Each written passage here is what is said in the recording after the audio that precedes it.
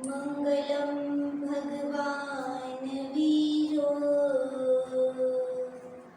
मंगलम गौतमो गणे मंगलम कुंदकुंदाद्यो जैन धर्मोस्तु मंगलम जैन धर्मोस्तु मंगलम सर्वमंगल मांगल्यम सर्वकल्याणकारकम प्रधानां सर्वधर्माणां जैनं जयतु शासनम् जैनं जयतु शासनम् जैनं जयतु शासनम्। जय बोले अनंतानंद सिद्ध परमेश्वरी भगवान की जय। देवादिदेव श्री 1000 शांतिनाथ भगवान की जय। परम पूज्य आचार्य भगवान श्री विमल सागर जी महाराज की जय। परम पूज्य तपस्वी सम्राट श्री सरमती सागर जी महाराज की जय। युग प्रमुख श्रवणाचार्य गुणाचार्य गुरुदेव श्री डॉक्टर विराट सागर जी महाराज की जय। द्वादशां चिन्मयी माता की जय।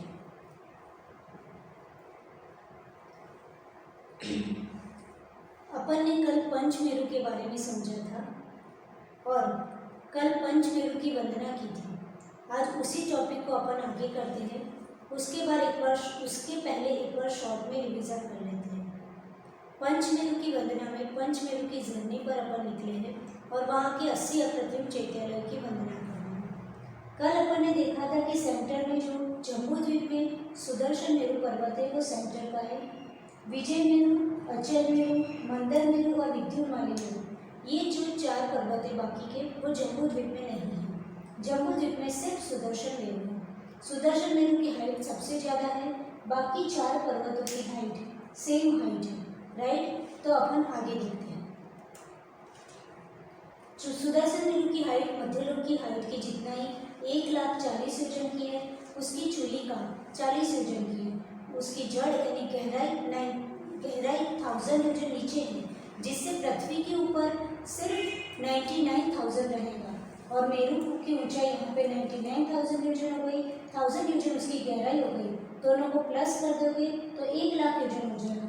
और चूली का के 40 योजन प्लस करोगे तो 1,40,000 योजन सुदर्शन मेरु की टोटल हाइट हो जाएगी। नेक्स्ट, मेरु पर्वत पर अब अपन उसकी रचना को समझते हैं। सबसे पहले भद्रशाल वन, फिर नंदन वन, सौविनस वन और पांडव वन। ये जो यहाँ पे एक दूसरे के बीच में, एक वन से दूसरे वन के बीच में जो डिस्टेंस है उसको अपन नेक्स्ट स्लाइड में समझते हैं। फाइन, सबसे पहले भद्रशाल वन है जो पूरा सुदर्शन मेरु आपको दिखता है, उसको अभी पूरा ना लेकर के सिर्फ नीचे का लिया था भद्रशाल वन। और यहाँ पर 1000 योजन विस्तार है भद्रशाल वन के आगे। राइट, भद्रशाल वन पर 1000 योजन विस्तार और 4 दिशा में 4 अप्रतिम चैत्यालय है। तो यहाँ पे लिखा है भद्रशाल वन ऊपर छाजे चैत्यालय चारों सुख का। नेक्स्ट, सेकेंड जो वन है वो नंदन वन है। और नंदन वन में भद्रशाल से अपन 500 योजन हाइट पर जाएंगे, नंदन वन मिलेगा। वहाँ पर चारों दिशा में 500 योजन कट होगा और प्रथम कटनी मिलेगी। पहली कटनी पर चारों दिशा में 4 अप्रतिम चैत्यालय मिलेगी। तो यहाँ पर अपन ने 4 अप्रतिम चैत्यालय भद्रशाल वन में दर्शन किए और नंदन वन में भी 4 अप्रतिम चैत्यालय के दर्शन किए। यहाँ जो पंच शतक पर सो है, दैट मीन शतक यानी 100 यानी 500 योजन ऊपर अपन आ गए। तो भद्रशाल वन से 500 योजन की हाइट पर अपने को नंदन वन के दर्शन हुए। नेक्स्ट, अब थर्ड वन है सौविनस वन। तो अपन भद्रशाल वन से 500 योजन की हाइट पर नंदन वन आए थे। अब नंदन वन से सौविनस वन का डिस्टेंस बताया है 62,600 सहस्रोत्तम गण, यानी 62,500 योजन हाइट पर क्या है, नंदन वन से सौविनस वन है। तो टोटल 62,500 योजन है, उसमें से 11,000 योजन पे पर्वत सीधा जाता है। फिर 51,500 योजन तक पर्वत थोड़ा दोनों साइड से कट होता है। आप यहाँ देख रहे हो 11,000 योजन तक बिल्कुल सीधा है। फिर पर्वत दोनों साइड से थोड़ा तिरछा जाके 11,500 योजन यानी टोटल 11,000 ये और 51,500 ये, टोटल 62,500 योजन पर अपने को बहुत ही सुंदर वन सोमनस वन मिलेगा। और सोमनस वन में भी चारों साइड से 500-500 योजन पर्वत कटता है, राइट। और फिर एक कटनी में बनेगी वहाँ पे चारों दिशा में 4 चैत्यालय, अकृत्रिम चैत्यालय के अपने को दर्शन होते हैं। नेक्स्ट, फिर सबसे टॉप पर जो वन है उसको कहते हैं पांडुप वन, राइट। वो पांडुप वन यहाँ भद्रसार वन से 500 योजन यहाँ गए, नंदन वन से हम सोमनस वन 62,500 योजन गए, तो 500 और 62,500 यानी 63,000 योजन की हाइट पर हम इधर आए, राइट। फिर यहाँ 11,000 पर्वत सीधा जाता है और फिर 25,000 योजन पर्वत थोड़ा तिरछा होता है, तो 11,000 और 25,000 योजन यानी टोटल 36,000। यहाँ पूजा की जयमाला में लिखा था ऊंचा योजन सहस्र छत्तीसम यानी 36,000, तो टोटल ये 36,000 हो गया, यानी सोमनस वन से पांडुप वन के बीच का डिस्टेंस 36,000 योजन हो गया। और सबसे टॉप पर अपन पांडुप वन पे खड़े हैं, तो यहाँ टोटल कितनी हाइट पे आप अभी खड़े हो, भद्रसार से ऊपर 500, फिर यहाँ 62,500 ये, तो टोटल 63,000 योजन और 63,000 योजन प्लस 36,000 योजन यानी 99,000 योजन की हाइट पर आप अभी खड़े हो। 99,000 योजन को आप किलोमीटर में करोगे तो 99 इंटू 99,000 इंटू 6,000, इतने जो आंसर आएगा इतने किलोमीटर की हाइट पर आप पांडुप वन में खड़े हो, राइट। तो इतनी हाइट पर यानी 99,000 हाइट आपकी सुदर्शन मेरु की जो ऊपर बताइए वहाँ आप पहुँच गए, 1000 योजन आपकी जड़ है, राइट। तो इतना हो गया पांडुप वन। नेक्स्ट, फिर अपन ने देखा था कि जो सुदर्शन वन है उसको तो अपन ने समझ लिया कि सुदर्शन मेरु किस तरह से 1,40,000 योजन का है। अब 99,000 का तो पर्वत देखा, 1000 योजन की गहराई है। अब जो 40 योजन है वो 40 योजन की जो चूलिका है वो पांडुप वन के सेंटर में है, क्योंकि पांडुप वन पे जब अपन पहुंचे तब 494 योजन चारों साइड से पर्वत फिर कटता है, तो दोनों साइड से जब 494 जब कटेगा तो बीच में 12 योजन बचेगा। 12 योजन की विड्थ है चूलिका के नीचे और हाइट उसकी 40 योजन है। वो अपन चूलिका थोड़ा बाद में देखेंगे, क्योंकि अपन पूजा की जयमाला के अकॉर्डिंग चल रहे हैं। तो जयमाला में 5th नंबर का जो छंद है उसमें सुदर्शन मेरु का वर्णन 4 तक हो गया, 4 छंद तक। फिर बाकी के जो 4 पर्वत है उसका डिस्क्रिप्शन बताया है, तो अभी सुदर्शन मेरु को यहाँ से स्किप कर दिया, वो जम्बूद्वीप में है। ये 4 पर्वत की सिचुएशन कहाँ पर है उसको अपन नेक्स्ट गाइड जब पढ़ेंगे तब देखेंगे। तो यहाँ पर जो 2nd नंबर का पर्वत, 3rd, 4th एंड 5th ये जो चारों पर्वत है उसकी हाइट सेम है।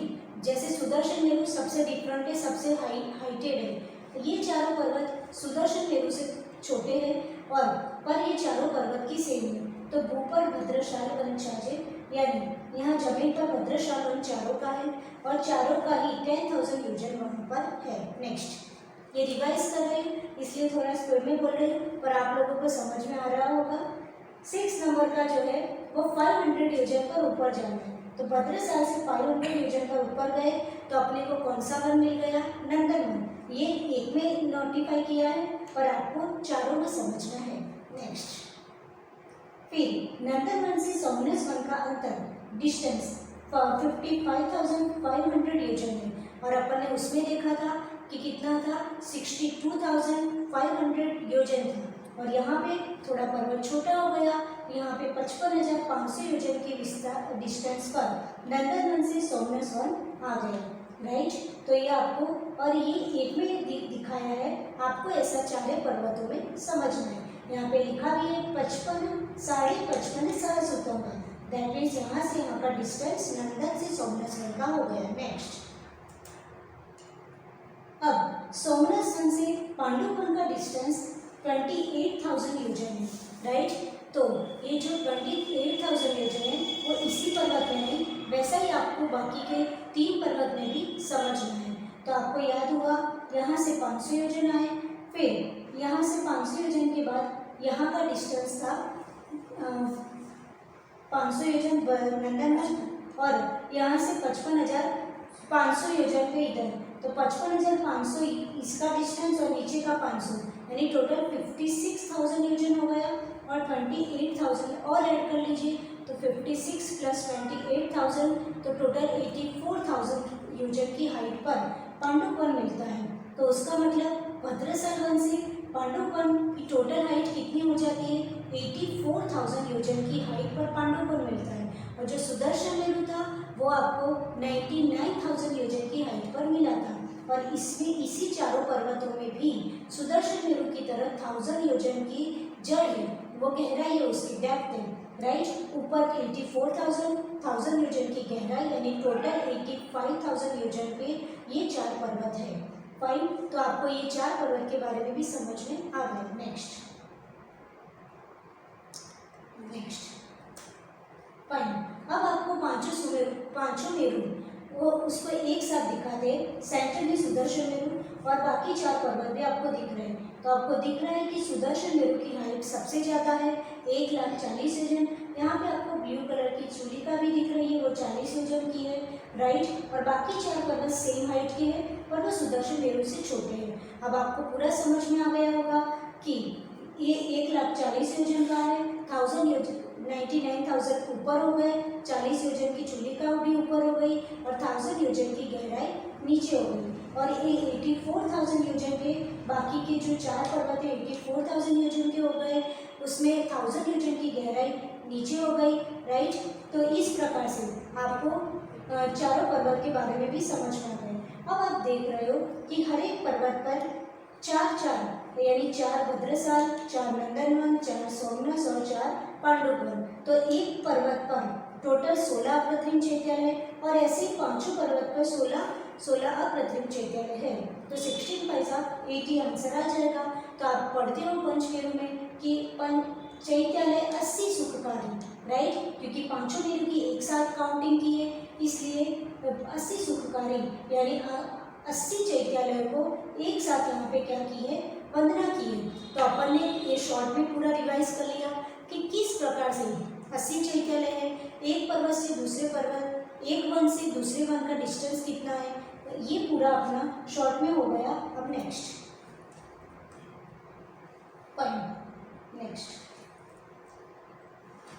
अब अपन नया पढ़ना स्टार्ट करते हैं कि जो ये पंचमेरु है, तो हर एक अप्रतिम चैत्यालय है, उसमें कितनी जिन प्रतिमाएं हैं। आपने 80 अप्रतिम चैत्यालय तो पढ़ ली है, लेकिन एक अप्रतिम चैत्यालय में प्रतिमा कितनी है, राइट। तो यहाँ पे बताया कि ये पंचमेरु, तो 5 मेरु में 80 अप्रतिम चैत्यालय। अब एक अप्रतिम चैत्यालय में 108 जिन प्रतिमाएं हैं। कितनी भव्य ब्यूटीफुल 108 जिन प्रतिमाएं हैं। और एक अप्रतिम जिन मंदिर में 108, तो टोटल कितने अप्रतिम चैत्यालय हैं, 80। तो 80 अप्रतिम चैत्यालय में कितनी जिन प्रतिमाएं होगी। सिंपल है कि एक अप्रतिम चैत्यालय है, एक जिन मंदिर है, उसमें 108 प्रतिमाएं हैं, तो फिर 80 अप्रतिम चैत्यालय है, उसमें कितनी प्रतिमाएं होगी। तो 80 × 108, तो 8640 जिन प्रतिमाएं हैं। यानी पंचमेरु की वंदना करने से, भाव सहित उसके बारे में नमस्कार करने से कितनी सारी प्रतिमाओं के दर्शन होते हैं। तो 8640 जिन प्रतिमाओं के हम ध्यान के माध्यम से ही दर्शन कर सकते हैं। हम वहाँ पे जा तो सकते नहीं हैं, क्योंकि हमारी उतनी कैपेसिटी नहीं है। हमारे से यहाँ से सुदर्शन मेरु का डिस्टेंस बहुत ज़्यादा है, लेकिन हमने पूरा पढ़ लिया, जब पूजा में भी पढ़ते थे, उसको बहुत अच्छे से डायग्राम के थ्रू समझ लिया। ये सारे डायग्राम से पंचमेरु के वो हम लोगों ने लास्ट जो कोरोना टाइम पीरियड था लास्ट ईयर में, उसका यूटिलाइज करके बच्चों की हेल्प से, और पहले हाथ में एकदम सिस्टमेटिक जितना डिस्टेंस बताया है उसको ध्यान में रखते हुए ड्रॉ करके, फिर तो बच्चों की हेल्प से उसको कंप्यूटराइज करके उसमें कलर करके जितना अच्छे सुदर्शन मेरु जैसे आगम में दिखाए है वैसा वैसा बनाने का यहाँ पूरा प्रयत्न किया गया है। अब अपन आगे पढ़ते हैं कि और पंचमेरु के बारे में इंफॉर्मेशन लेते हैं। नेक्स्ट फाइन, अब जो पांडुपन में चूलिका थी उसको अपन ने वहाँ पे स्किप किया था। इसलिए स्किप किया था कि अपन जयमाला के अकॉर्डिंग पंचमेरु को देख रहे थे। अब जयमाला तो फिनिश हो गई, अब जो चूलिका है उसको समझने का ट्राई करते हैं। ये पांडुप वन के यहाँ से 494 योजन कटेगा, यहाँ से पर्वत 494 योजन कटेगा, तो दोनों साइड, चारों ही साइड कटता है। जब दोनों साइड कटेगा तो बीच में 12 योजन बचेगा और वो चूली का है, वो यहाँ पे सेंटर में 12 योजन उसका विड्थ है और 40 योजन की उसकी हाइट है। यहाँ पे आप देख रहे हो 40 योजन की हाइट है। नेक्स्ट पॉइंट, अब जो चूली का थी उसको वहाँ से कट करके यहाँ पे जूम करके रख दिया है, जिससे आप लोगों को एक्सैक्ट समझ में आए कि वो चूलिका कैसे होती है। ये ब्लैक एंड व्हाइट में पिक्चर है, पर बेसिकली चूलिका कौन से कलर की होती है? नील वर्णमय, ब्लू कलर, वैडूर्य मणि की तरह ये चूलिका होती है। राइट, चूलिका पांडुप वन में 12 योजन विस्तृत है। हमने बता दिया क्यों 12 योजन है, क्योंकि पांडुप वन पर पहुँचते पहुँचते सिर्फ 1000 योजन विस्तार बचता है। भद्रसार वन में 10,000 योजन था, पांडुप वन में सिर्फ 12 योजन बचता, 1000 योजन बचता है। जब दो पर्वत दोनों साइड से 494 योजन कटेगा तो बीच में कितना बच जाएगा? 12 योजन, और वो जो 12 योजन है उसमें क्या हो जाएगी? 12 योजन विस्तार वाली ये चूलिका हो जाएगी। फाइन, यहाँ लिखा भी है चूलिका पांडुप वन में 12 योजन विस्तृत है, यहाँ से यहाँ तक 12 योजन हो जाएगा और ऊपर 40 योजन की ऊंचाई पर। ये टोटल यहाँ से यहाँ तक की हाइट 40 योजन लिखा हुआ है, 40 योजन की हाइट पर, और 4 योजन की रह जाती है। यानी जब ऊपर पहुँचेंगे 40 योजन टॉप पर पहुँचोगे तो यहाँ पे सिर्फ 4 योजन की रह जाएगी। यहाँ पे 12 योजन था, हाइट उसकी 40 योजन, और ऊपर पहुँचते पहुँचते 4 योजन की चूलिका हो जाएगी। नेक्स्ट, अब अपने को नेक्स्ट पांडुप शिला समझना है। पांडुप शिला कहाँ पर है? तो आप पांडुप वन में पहुँच गए थे। पांडुप वन में सेंटर में अपन ने चूलिका को भी देखा। अब चूलिका में उसकी चारों साइड तो 4 अकृत्रिम चैत्यालय है। फिर ये पांडुप शिला की पोजीशन कहाँ पर है? इसको थोड़ा जूम कीजिए।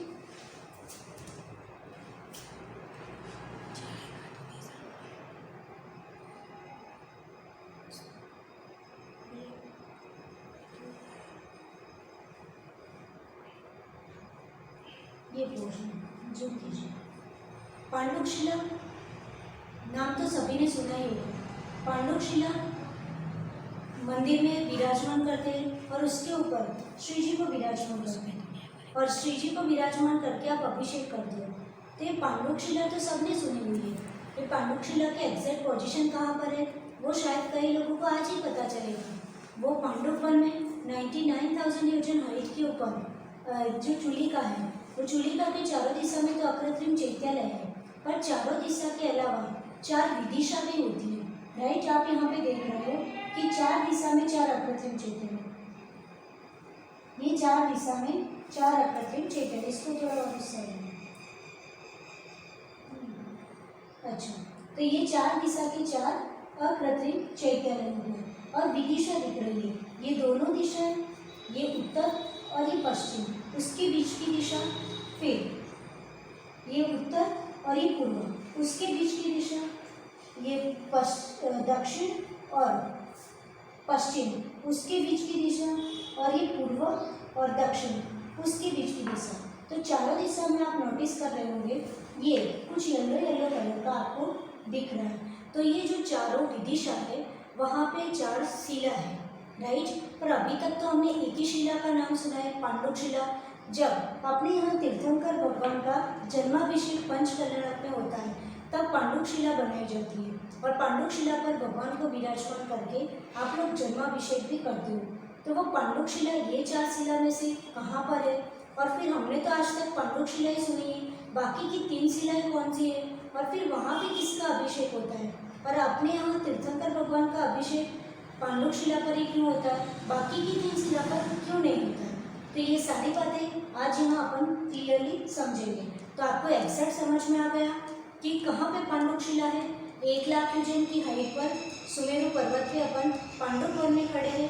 पांडुप वन की चारों दिशा में 4 अकृत्रिम चैत्यालय, सेंटर में 40 योजन हाइट वाली चूलिका, और 4 अकृत्रिम चैत्यालय 4 दिशा में है, और बाकी जो 4 विदिशा है वहाँ पर 4 शिला है। अब अपन समझते हैं कि पांडुप शिला ये 4 विदिशा में से कौन सी दिशा में है, और बाकी 3 शिलाओं के नाम कौन से हैं, और वो भी किस किस दिशा में है, और वहाँ पे क्या होता है। तो ये अपन यहाँ के थ्रू समझेंगे। इधर आ जाए, रन कर लीजिए, रन कर लीजिए स्लाइड।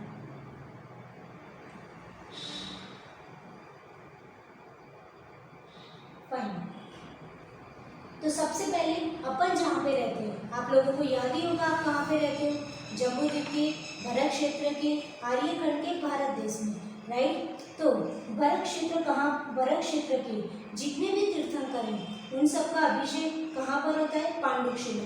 तो पांडुक शिला कहाँ पर है, तो पांडुक शिला ईशान दिशा में है। ईशान दिशा कहाँ पड़ेगी, तो पूर्व दिशा और उत्तर दिशा के बीच में, राइट। जैसे इधर ये जो डायग्राम बनाया गया है वो भी उसी तरह से बनाया गया है जैसे ईशान दिशा, राइट। ये आपकी पूर्व दिशा समझ लीजिए, ये उत्तर दिशा है, तो उसके बीच की दिशा कौन सी हो जाएगी, ईशान दिशा।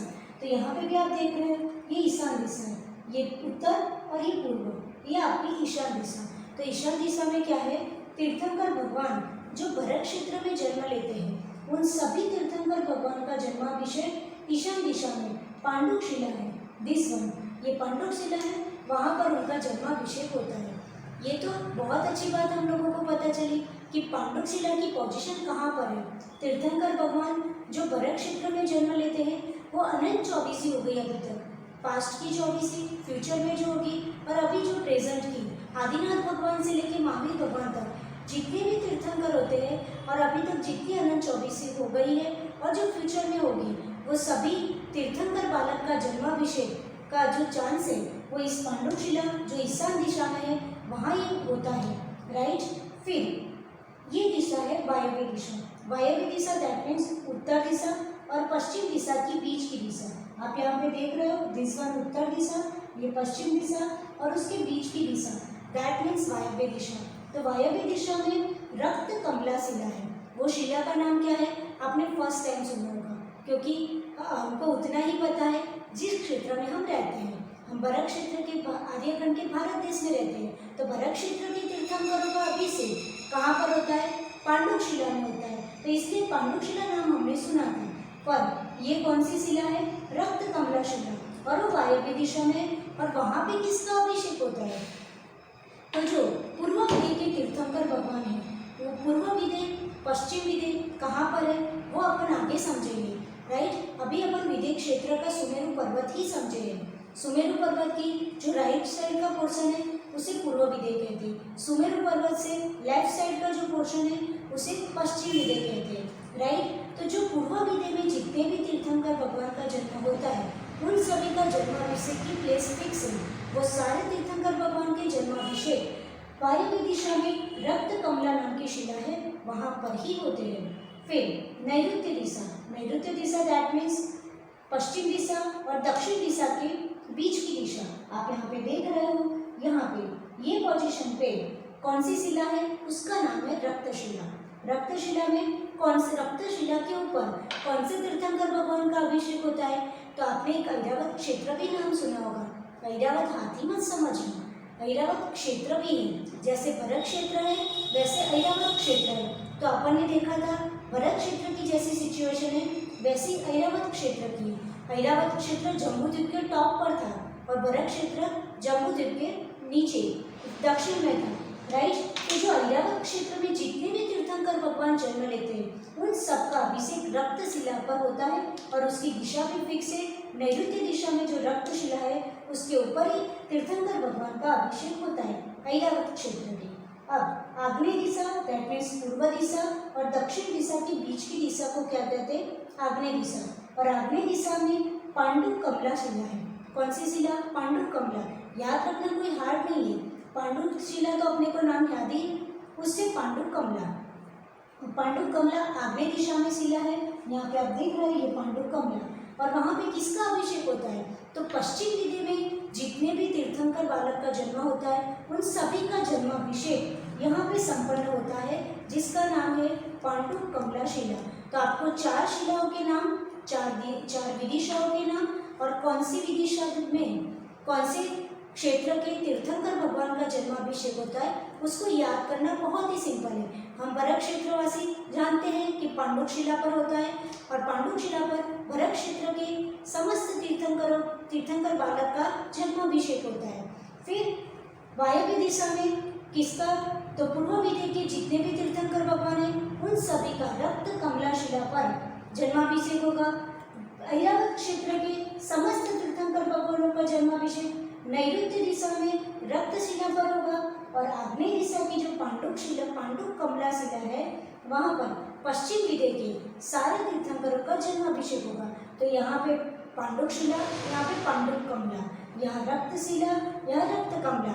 सिंपल याद रखने के लिए ये डायग्राम में उसी तरह से बनवाया गया है जिससे आपको दिशा अपने आप याद हो जाए। भरत क्षेत्र इस साइड ऊपर, फिर उसके नीचे भरत क्षेत्र में पांडुक शिला, फिर नीचे पांडुक कमला, यहाँ रक्त शिला और उस साइड रक्त कमला। और भरत क्षेत्र में कि तीर्थंकर का अभिषेक पांडुक शिला पर, यहाँ पे पश्चिम विधेय के आ जाएंगे और पश्चिम विधेय के जस्ट ऑपोजिट यहाँ पे पूर्व विधेय के आ जाएंगे और भरत क्षेत्र के जस्ट ऑपोजिट ऐरावत क्षेत्र के आ जाएंगे। तो याद करना कोई टफ नहीं है, सिर्फ भरत क्षेत्र की पांडुक शिला याद रख लीजिए। तो भरत क्षेत्र के ऑपोजिट ऐरावत क्षेत्र हो जाएंगे और यहाँ पे आप पांडुक से पांडुक कमला याद हो जाएगी। तो यहाँ पे पश्चिम विधि याद रख लीजिए, तो उसका जस्ट ऑपोजिट यहाँ पे पूर्व विधि के तीर्थंकरों का अभिषेक होगा और वो रक्त कमला शिला है। और ये सारी शिला होती है वो अर्धचंद्राकार होती है। यहाँ पे आप डायग्राम में भी देख रहे हो, ये सारी शिला है वो अर्धचंद्राकार शेप में है। तो इतना आपको क्लियर हो गया। पांडुक वन पे आप पहुंचे थे। पांडुक वन का विस्तार 1000 योजन था, 494 योजन चारों दिशा से पर्वत कटता है, वहाँ कटनी बनती है। जब 494 कटेगा, बीच के 12 योजन में 12 योजन की विस्तार वाली और 40 योजन हाइट वाली चूलिका मिलेगी। फिर चारों जो दिशाएं हैं वहाँ 4 कृत्रिम चैत्यालय है, आप यहाँ पे देखा। और फिर जो चारों विदिशा है वहाँ पे क्या है, 4 शिलाएं बनी हुई है और वो चारों शिलाएं आपने देख ली कि कौन सी शिला पे क्या नाम है, कौन सी दिशा में है और कहाँ के तीर्थंकर बालक का जन्माभिषेक होता है। राइट। तो ये ब्यूटीफुल सेशन आज अपन ने समझा कि कहाँ पे, कौन सी शिला पे, किस दिशा में, कौन से क्षेत्र के तीर्थंकरों का जन्माभिषेक संपन्न होता है। अब जब भी हम तीर्थंकर भगवान का अभिषेक मंदिर में देखते हैं तब आप अच्छे से अपनी विशुद्धि को बढ़ाने के लिए बहुत अच्छे से मन को खुश करके, आनंदित करके, उत्साहपूर्वक सुमेरु पर्वत पे धीरे धीरे भद्रसाल से नंदनवन, नंदनवन से सौनसवन, सौनसवन से पांडुकवन, पांडुकवन से हम ईशान दिशा को याद करके वहाँ हम याद करेंगे पांडुक शिला और वहाँ पे तीर्थंकर बालक को बिठा करके जिस तरह से जन्माभिषेक देवलोक संपन्न करते हैं वो पूरे दृश्य को याद करते हुए हम उस तरह से अपनी विशुद्धि को बढ़ाएंगे। देव होते हैं वो इस शिला पर कहाँ पर रहते हैं, इस शिला पर उनकी पोजीशन कहाँ पर है, तीर्थंकर भगवान कहाँ पर विराजमान होते हैं और कौन से देव तीर्थंकर बालक का अभिषेक करते हैं वो अपन आगे समझते हैं। Next fine. ये गुजरात में लाइनें बोली जाती है, स्पेशली पर्यूषण में बोली जाती है। सुरपति मेरु शिखर लई चढ़िया, कनक कलश क्षीरो दधी भरिया। तो आज आप समझ गए कि ये जो लाइन अपन जिंदगी भर से बोलते आए हैं उस दृश्य को अपने सामने क्लियर हो गए कि कैसे, जैसे सूर्यपति यानी जो इंद्र है वो क्या करता है, मेरु पर्वत पर जो सुदर्शन मेरु पर्वत है, राइट, वहाँ पर क्या करता है, शिखर लई चढ़िया, उस शिखर पर दैट मीन्स पांडुक वन उसका शिखर हो गया, वहाँ तक सुदर्शन मेरु के शिखर पर सौधर्म इंद्र जाता है और कनक कलश क्षीरोदधि भरिया, राइट, जो कलश कितने बड़े होते हैं वो अपन बाद में पढ़ेंगे क्योंकि अभी अपन वो समझने जाएंगे तो अपने टॉपिक से बाहर हो जाएंगे। इसलिए वो इतने बड़े कलशों को लेकर के किससे कहाँ से पानी आता है, क्षीरोदधि भरिया, क्षीर सागर से पानी आता है।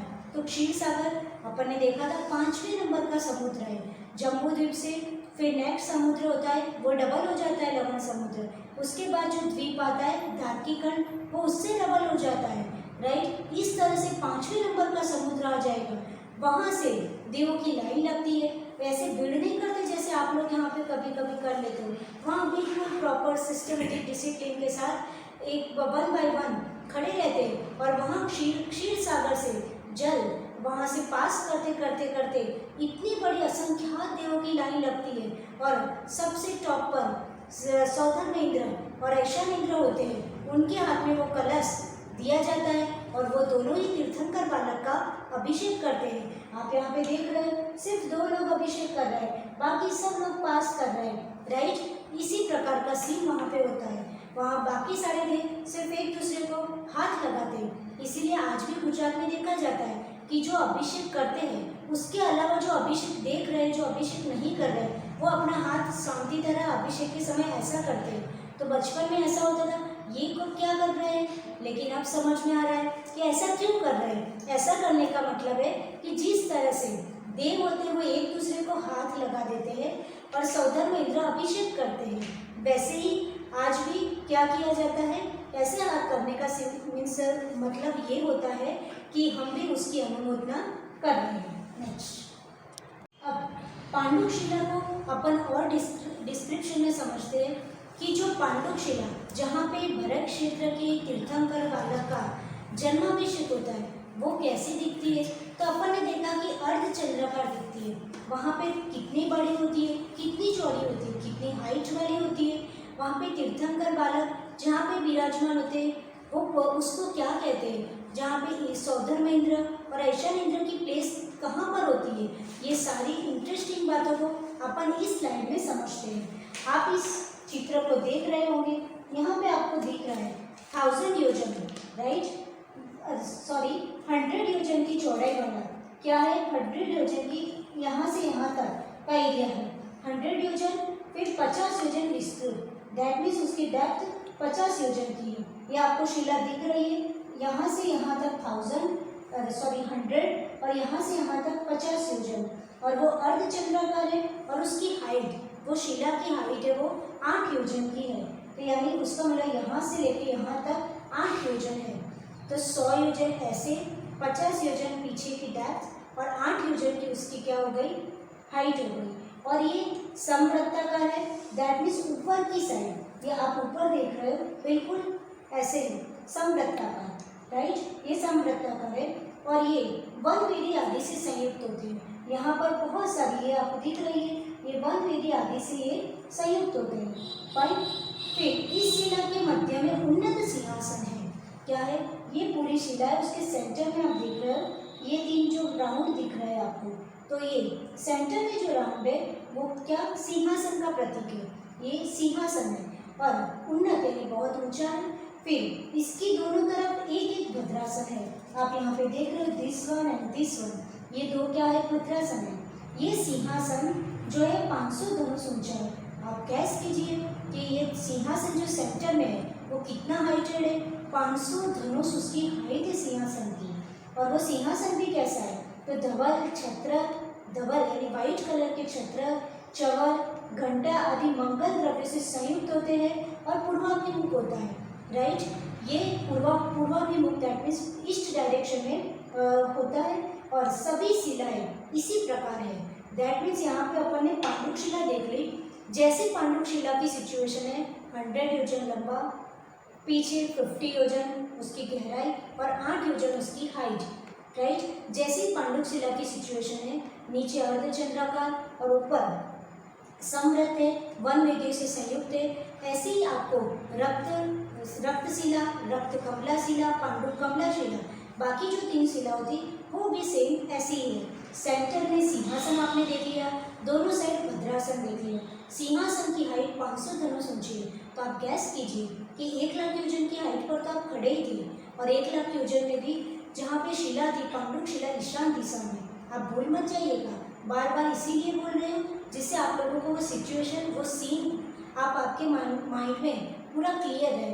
1 लाख योजन का सुमेरु पर्वत, टॉप पर पांडुक वन, उसकी ईशान दिशा में पांडुक शिला, उसके सेंटर में 500 धनुष ऊंचा सिंहासन है, राइट, और दोनों साइड एक एक भद्रासन है।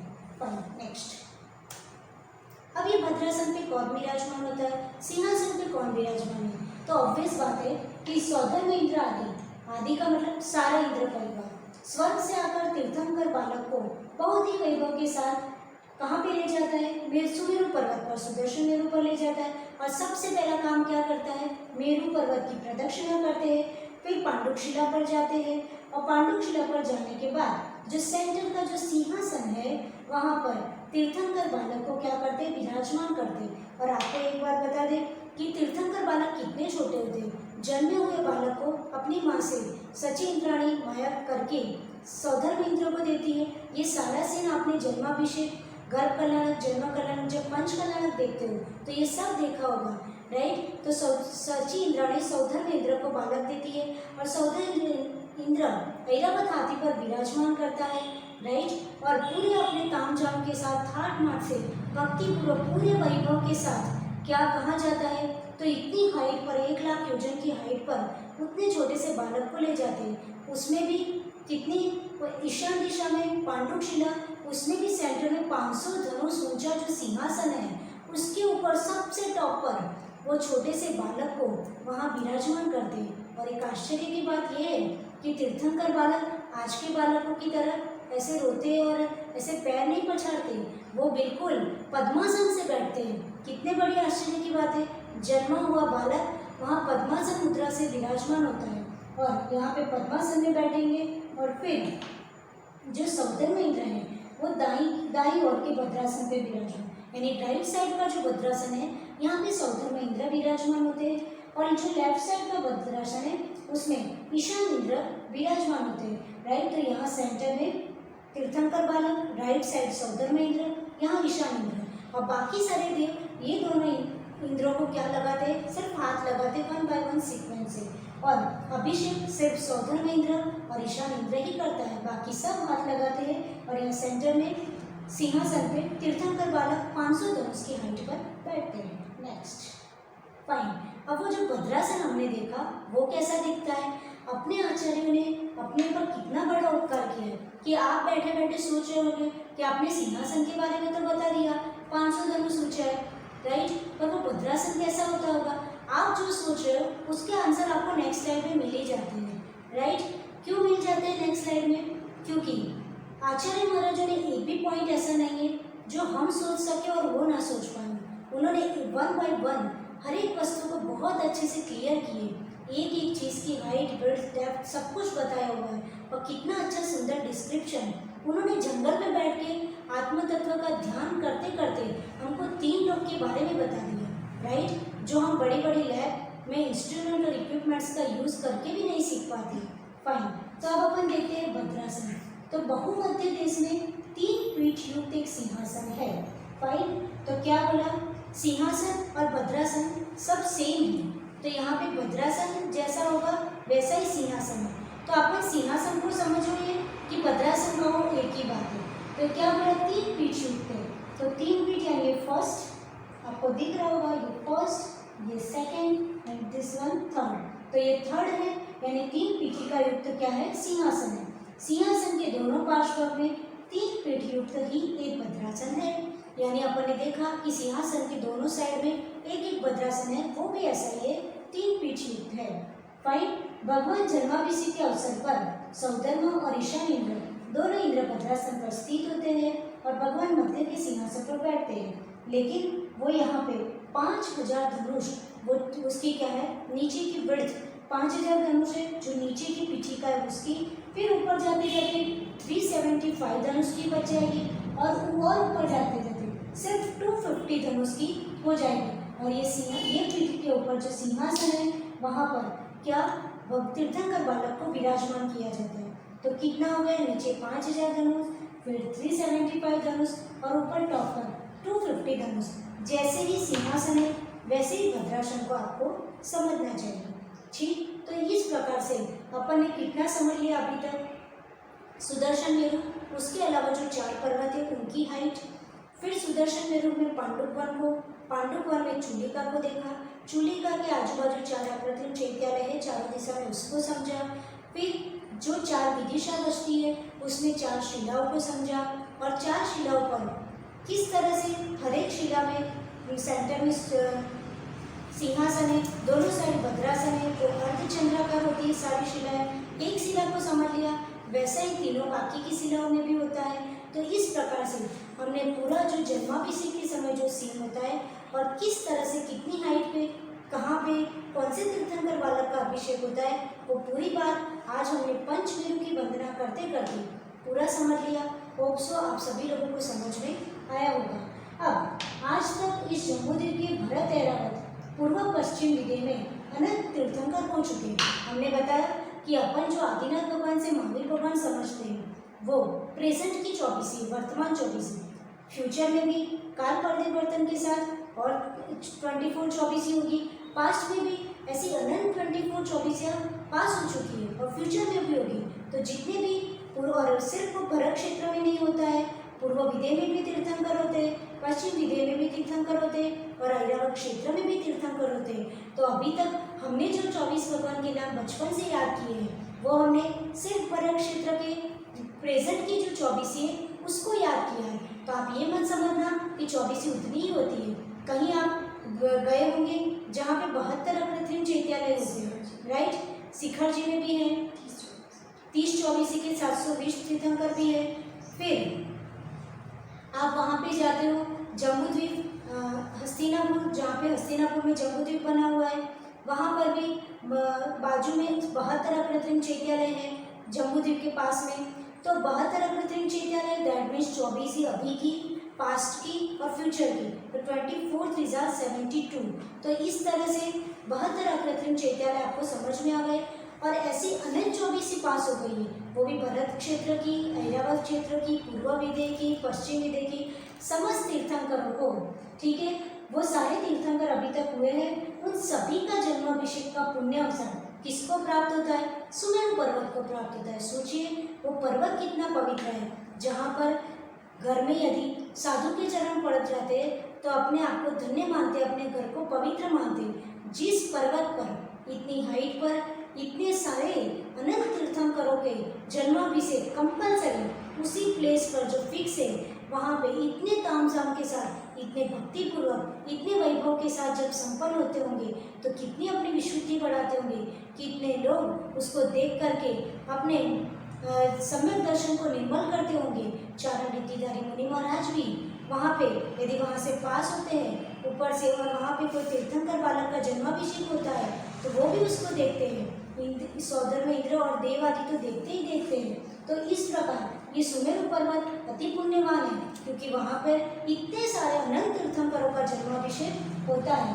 अतएव ये सुमेरु पर्वत एक महातीर्थ हो चुका है और उसकी पवित्रता तो बहुत ही होती है और उसकी वंदना दर्शन करके हम पुण्य प्राप्त करते हैं। यह पर्वत तीनों लोकों में, 3 लोक, अधोलोक, ऊर्ध्वलोक और मध्यलोक, ये तीनों लोकों में 3 काल, पास्ट, प्रेजेंट एंड फ्यूचर, तीनों कालों में सबसे ऊंचा है। इसके समान अन्य कोई पर्वत न आज तक हुआ है न होगा, राइट। यानी कल्पांत काल की हवा भी चल जाए, राइट, प्रलय काल में किस तरह से प्रलय मचता है तो कितनी भी हवा, कितनी भी जोरदार हवा चल जाए लेकिन सुमेरु पर्वत को कोई हिला तक नहीं सकता है, ठीक है। इतना वो ऊंचा और उन्नत पर्वत है।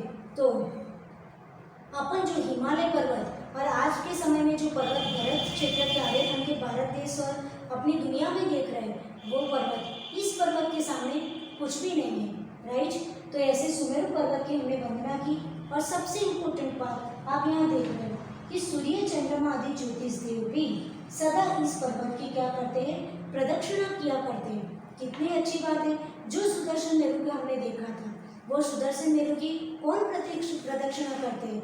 ज्योतिषी देव। ज्योतिषी देव ये सुदर्शन मेरु की क्या करते हैं? हमेशा परिक्रमा करते हैं और उसी के कारण अपने यहाँ दिन और रात होते हैं। जब ज्योतिषी देव अपन समझेंगे तब अपन डिटेल में समझेंगे कि किस तरह से दिन और रात होते हैं। तो यहाँ पोजीशन बताइए कि किस एरिया में वो ज्योतिषी देव है वो परिक्रमा करते हैं। आप लोगों को जान करके आश्चर्य होगा कि अपने जैनिज्म में कितनी सारी बात लिखी हुई है। अभी तक जो साइंस बोलता है कि चंद्र पर जो व्यक्ति जाके आया, पर आज आपका फंडा आप खुद क्लियर कीजिएगा कि साइंस जो कहता है कि चंद्र पर व्यक्ति जाके आया, तो आज हम देखते हैं कि ज्योतिषी देव होते कहाँ पर हैं? सूर्य, चंद्र, ग्रह, नक्षत्र, तारा, ये ज्योतिषी देवों में आते हैं। ये ज्योतिषी देव कहलाते हैं। वो कहाँ पे रहते हैं? कितनी हाइट पे रहते हैं, तो वो उतनी हाइट पर क्या आज का व्यक्ति जा सकते हैं, वो आप खुद जज करना। वो कितनी हाइट पर रहते हैं, तो आपको याद होगा भद्रसाल वन से नंदनवन कितनी हाइट थी, 500 योजन।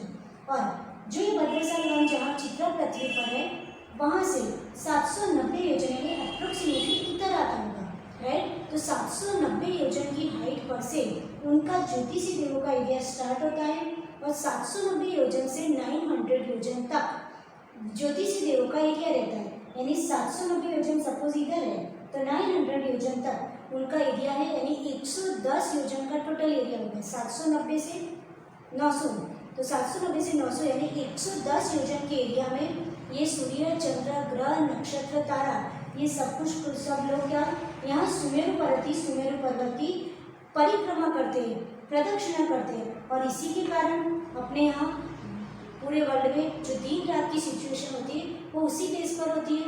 इस टॉपिक को ज्योतिष के टॉपिक को, ज्योतिष देवों के टॉपिक को जब अपन आगे देवों के बारे में समझेंगे, ऊर्ध्व लोक को समझेंगे, तब और अच्छे से डिटेल में समझेंगे। यहाँ आप गैस कीजिए 790 योजन की हाइट, और 790 योजन से 900 योजन की हाइट, 900 योजन दैट मीन्स आप उसके किलोमीटर करिए, तो 900 इंटू कितने हो जाएंगे 6000, तो 54 लाख किलोमीटर की height, 54 lakh kilometre, 54 lakh kilometre की हाइट पर यदि ये ज्योतिषी देव है, तो फिर उस एरिया में क्या यहाँ का मनुष्य वहाँ 54 लाख किलोमीटर की हाइट पर क्या जा सकता है? आपको लगता है 54 लाख किलोमीटर की हाइट पर कोई व्यक्ति यहाँ से जा सकता है? इतनी हाइट पर सूर्य चंद्र है, तो इसी से ही समझ में आता है कि वहाँ तक कोई नहीं पहुँच सकता। और जब वहाँ तक कोई नहीं पहुँच सकता, तो आज का साइंस जो कहता है कि चंद्र पर व्यक्ति गया, और जो जैनिज्म कहता है कि चंद्र पर व्यक्ति नहीं गया, तो चंद्र पर व्यक्ति नहीं गया वो बिल्कुल सही है, क्योंकि ये हाइट देख के हमको समझ में आता है कि वहाँ पर कोई नहीं जा सकता है। Next fine. अब क्वेश्चन है कि इस पर्वत का दर्शन आज के युग में हम लोग को हो सकते हैं क्या? मीन्स सुदर्शन मेरु के दर्शन हम सोचे कि जैसे देव होते हैं वो पांडुक शिला पे जब जन्माभिषेक करते हैं, बाकी की 3 शिलाओं पे जब जन्माभिषेक करते हैं, और जो नीचे के वन है नंदनवन, सोमनाथ वन, भद्रसाल वन, तो क्या हम जा करके वहाँ पे अप्रतिम चैतन्य की वंदना कर सकते हैं? क्योंकि हम भी जम्बू द्वीप में रहते हैं और सुदर्शन मेरु भी जम्बू द्वीप का पर्वत है, तो क्या हम जा सकते हैं? तो नहीं जा सकते। क्यों नहीं जा सकते? क्योंकि आज के युग में नहीं जा सकते, क्योंकि हम लोगों की वहाँ के तक पहुँचने की कैपेसिटी नहीं है। क्यों नहीं है? तो यह पर्वत हमारे यहाँ से लगभग 20 करोड़ मील की दूरी पर है। कितना दूर? 20 करोड़ मील की दूरी पर है, और इतना हम वहाँ पे नहीं जा सकते। लेकिन हमने यहाँ पे पढ़ाई की और हम बाहर से ध्यान के माध्यम से तो हम कहीं पे भी जा सकते हैं। हम अपने उपयोग को शुभ उपयोग में लगा के रखें, हम अपने उपयोग की एकाग्रता से और अपने ज्ञान के उपयोग से ज्ञान को उपयोग में ला करके एकाग्रता के द्वारा हम सुदर्शन मेरु की वंदना कर सकते हैं। एक बार नहीं, बार बार कर सकते हैं, जब चाहे तब कर सकते हैं। तो हम बार बार वंदना करके बहुत सारा पुण्य कमा सकते हैं। और इस पांडुक शिलाओं की भी जो ऊपर जो 4 शिला है, उनकी भी परोक्ष रूप से वंदना करके जिस प्रकार से जन्माभिषेक होता है, उस चित्र को अपने मन में विजुअलाइजेशन के द्वारा गैस करके अपनी विशुद्धि को बढ़ा करके बहुत सारा पुण्य प्राप्त कर सकते हैं। नेक्स्ट, अब अपन ने सुदर्शन मेरु तो देख लिया। आप फिर से वो जम्बू द्वीप में आ जाइए। जो जम्बू द्वीप जो गोल था, उसके सेंटर में क्या था? सुदर्शन मेरु, राइट। सुदर्शन मेरु की दोनों साइड ऐसा आपको कुछ दिख रहा है, this one and this one, right. तो ये क्या है? ये सुदर्शन मेरु को हमने समझा। ये 4 क्या दिख रहे हैं, जिसको गजदन बोला जाता है। ये बीच में ऑरेंज कलर का क्या दिख रहा है? इतनी सारी लाइनिंग्स, ये क्या है? तो विदेश क्षेत्र में जो अभी तक हमने देखा सुना था 32 उपविदय होते हैं, तो वो सारे 32 उपविदय कहाँ पर होते हैं और किस तरह से 32 उपविदय डिवाइड हुए, किस तरह से उसका पार्टीशन हुआ, वो सब कुछ हम समझेंगे। जम्बू वृक्ष, शाल्मली वृक्ष कहाँ पर होता है? अपने देश का नाम जम्बू, अपने द्वीप का नाम, नॉट अ देश, अपने द्वीप का नाम कैसे जम्बू द्वीप पड़ा, उसको समझेंगे। जम्बू वृक्ष और सालमेली वृक्ष की रचना को भी समझना है। ये पूरा विदेश क्षेत्र है। ये वाइट कलर का क्या दिख रहा है, राइट, ये सब कुछ अपन नेक्स्ट समझेंगे। अभी तक अपन सिर्फ ये गोले को समझे हैं, 2 दिन से सिर्फ ये राउंड को समझ रहे, दैट इज कॉल्ड सुमेरु पर्वत। उसका डिस्क्रिप्शन आज यहाँ फिनिश हुआ। अब विदेश क्षेत्र है, उसके 2 पार्ट है, विदेश क्षेत्र और कुरुक्षेत्र। तो विदेश क्षेत्र और कुरुक्षेत्र यानी ये जो बीच का पोर्शन है यहाँ से लेकर यहाँ तक का, उसको बोला जाता है कुरुक्षेत्र। और यहाँ से लेकर के यहाँ तक और यहाँ से लेकर के यहाँ तक ये का क्या कहा जाता है, विदेश क्षेत्र, राइट। ये बीच का यहाँ से यहाँ जो आपको ऑरेंज दिख रहा है वो पूरा आपका कुरुक्षेत्र हो गया। और ये दोनों साइड जो लाइनिंग दिख रहा है तो उसमें से ये पूर्व विदेश और ये पश्चिम विदेश हो गया। अब जो कुरुक्षेत्र बोला तो कुरुक्षेत्र के भी 2 पार्ट हैं, राइट, उत्तर कुरु और देव कुरु।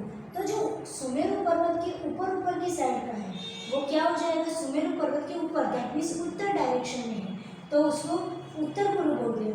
और जो सुमेरु पर्वत की जो नीचे की यानी दक्षिण दिशा में है उसको बोला जाता है देव कुरु। तो ये आपका उत्तर कुरु और नीचे का होगा देव कुरु और पूरे एरिया को कुरुक्षेत्र बोला जाता है। ये विदेश क्षेत्र के भी पूर्व विदेश और पश्चिम विदेश। तो आपको पूरा समझ में आ गया। ये सुदर्शन मेरु पूरा विदेश क्षेत्र, सुदर्शन मेरु के कारण ये पूर्व विदेश और पश्चिम विदेश, ये सेंटर का कुरुक्षेत्र, ऊपर का पूरा उत्तर कुरु और नीचे का देव कुरु। तो ये आपका बेसिक इंट्रोडक्शन हुआ। अब ये रचना किस किस प्रकार से बनी है, ये क्या है, ये पर्वतों की हाइट क्या है, वो सब कुछ अपन बाद में समझने का प्रयत्न करेंगे। होप सो कल बहुत ही इंटरेस्ट आएगा।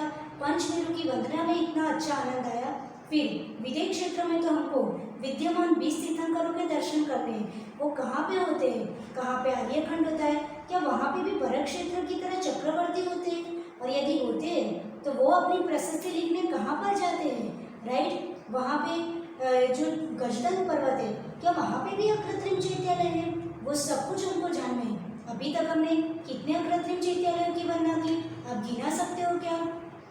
बरक क्षेत्र के विजयार पर्वत पे हमने अकृत्रिम चैत्यालय देखा था। फिर हिमवान पर्वत पे राइट डायरेक्शन में एक अकृत्रिम चैत्यालय, हिमवान पर्वत पे राइट डायरेक्शन में एक अकृत्रिम चैत्यालय, उसके बाद निषद पर्वत पे राइट डायरेक्शन में एक अकृत्रिम चैत्यालय, 4 अकृत्रिम चैत्यालय ये हुआ। और फिर आपने सुदर्शन मेरु को देखा, तो सुदर्शन मेरु पे 16 अकृत्रिम चैत्यालय, तो 16 और 4 20, आपने 20 अकृत्रिम चैत्यालयों की वंदना कर चुके हो, राइट। और अभी अपने को कितने अकृत्रिम चैत्यालयों की वंदना करनी है, टोटल 458 अकृत्रिम चैत्यालय हैं। तो अभी तक अपने को 438 अकृत्रिम चैत्यालयों की वंदना करनी बाकी है। इसलिए आप बिल्कुल भी हिम्मत मत आना, बहुत हार्ड है, बहुत टफ है, ऐसा कुछ मत सोचना। हम बहुत ही अच्छे से यहाँ पे बहुत ही अच्छे से स्लाइड्स के थ्रू आपको जितना इजी हो जाए उतना इजी कर करके स्टेप बाय स्टेप एक्सप्लेन कर रहे हैं। आप बार बार सुनिएगा जिससे आपका टॉपिक और क्लियर होता जाएगा। लेकिन जरूर पढ़िएगा, जो हम पूजा में सिर्फ यहाँ से यहाँ चावल ट्रांसफ़र करते हैं, जब आप ये सब समझ लोगे तो आप भाव सहित करोगे, तुरंत वो सीन आपके सामने आ जाएगा और आपकी विशुद्धि बनाने में वो मदद करेगा। इसलिए इस प्रकार से हमें विदेश क्षेत्र को आगे पढ़ना है। आज इतना ही, आप लोग आगे विदेश क्षेत्र को और समझिएगा। इसी पुनीत भावना के साथ जय बोलिए घनाचार्य गुरुदेव श्री विराट सागर जी महाराज। जिनवाणी के ज्ञान से सूझे लो सोवाणी मस्तक सदा गीतमो तो, ये जिनवाणी वारती तो ये जपो दिन रैन, जो तेरी शरण रहे सो पावे सुख चैन। देव बजु अरिहंत को गुरु सेवा निध ग्रंथ, दया धर्म पालो सदा यही मोक्ष का पंथ।